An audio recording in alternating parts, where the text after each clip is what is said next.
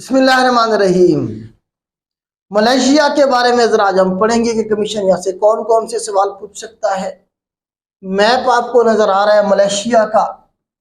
ये जो बेटा मैप है आपके पास, ये मलेशिया का पार्ट है। थोड़ा सा यहाँ भी हमारे पास मलेशिया का हिस्सा है। इस तरह से बना ले, कुछ हमारे पास पार्ट मलेशिया का उधर है और कुछ इधर है। कैपिटल इसका कोलालमपुर है, याद रखिएगा। कोलालमपुर इसका कैपिटल है। रिंगट इसकी करेंसी है, करेंसी रिंगट है।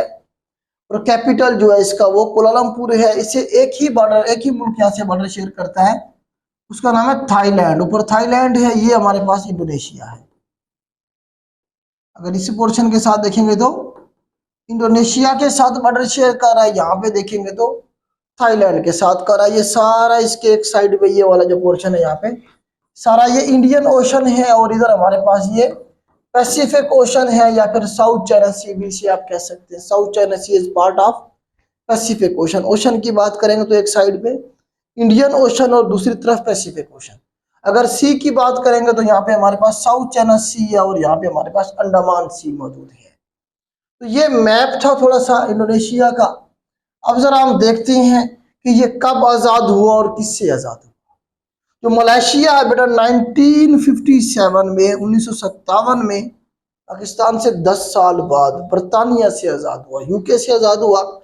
और टनको अब्दुल रहमान साहब का नाम याद रखना है जी आपने। टनको अब्दुल रहमान साहब जो थे ये इनके फाउंडिंग फादर हैं। तनको अब्दुल रहमान साहब के हवाले से ओआईसी का भी सवाल बनता है कि ओआईसी का पहला सेक्रेटरी जनरल कौन था। पहला सेक्रेटरी जनरल जो ओआईसी का था वो भी टनको अब्दुल रहमान साहब थे। टनको अब्दुल रहमान ओआईसी के पहले सेक्रेटरी जनरल भी बने और मलेशिया के आप कह सकते हैं कि पहले प्राइम मिनिस्टर भी बनेंगे। फाउंडिंग फादर है मलेशिया के, ये आपने याद रखना है। दूसरा ट्विन टावर के हवाले में बनता है सवाल, पेट्रोनॉस टावर या ट्विन टावर का सवाल पूछेगा। दो टावर है इस तरह से बने हुए, एक दूसरे के साथ जुड़े हुए हैं। ये बड़े खूबसूरत जो है ना जी मलेशिया की पहचान है टावर इस तरह से। तो ये याद रखिएगा, ट्विन्स टावर इन्हें कहती हैं। तो ये कहाँ पे है जी, ये भी हमारे पास मलेशिया में है। मलेशिया में हमारे पास ट्विन्स टावर। तो इस तरह से जो है दो टावर हैं। ट्विन्स टावर के हवाले से पूछा जाएगा। माउंट किनिबालो के बारे में पूछा गया है। माउंट किनिबालो जो है सबसे बड़ा पहाड़ी सिलसिला है, या सबसे बड़ी पीक क्या ले आप इसे, मलेशिया की। मलेशिया की किनिबालो, माउंट किनिबालो के बारे में बार बार पूछा गया है। अब जरा थोड़ा सा हम इसकी देख लेते हैं। यहाँ पे जो है ना जी स्ट्रेट्स है कुछ, वो देख लेते हैं। बेटा ये देखिए, यहाँ से पानी की तंग पट्टी जा रही है, ये वाली। ये जो पानी की तंग पट्टी है ये स्ट्रेट ऑफ मलाक्का है। स्ट्रेट ऑफ मलाक्का दुनिया की सबसे लंबी स्ट्रेट है, longest straight in the world. तो मलाक्का स्ट्रेट के बारे में बेटा सवाल बनेगा जरूर आपसे।